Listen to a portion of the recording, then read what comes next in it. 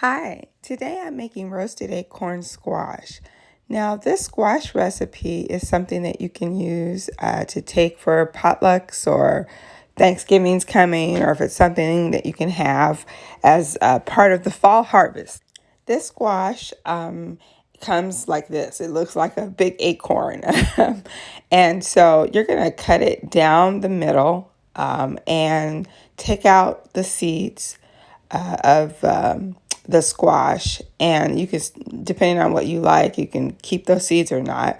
But the main thing is that you can use a spoon and a small paring knife to pull out all of the pulp and again the seeds.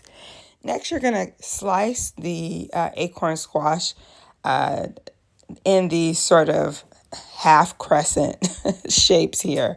And I placed them on a cookie sheet with parchment paper. Next, you're going to add about a tablespoon of cinnamon. So you'll sprinkle that over the squash. We're going to also add a quarter cup of pecans and then 3 tablespoons of maple syrup, as well as a quarter cup of cranberries.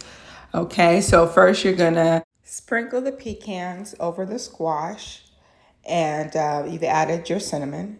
And then next, what you're going to do is you're going to add the 3 tablespoons of maple syrup. So you'll drizzle that over it. You'll do half a cup of butter. So I'm just warming this butter in the microwave.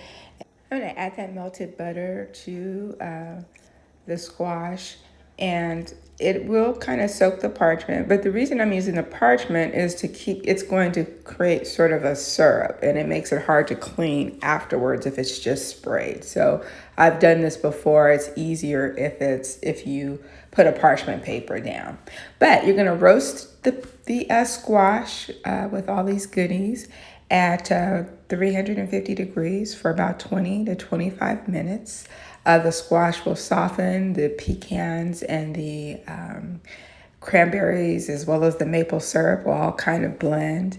And it is a delicious take on a fall side. So if you like yams or sweet potato pie, you'll like this squash recipe.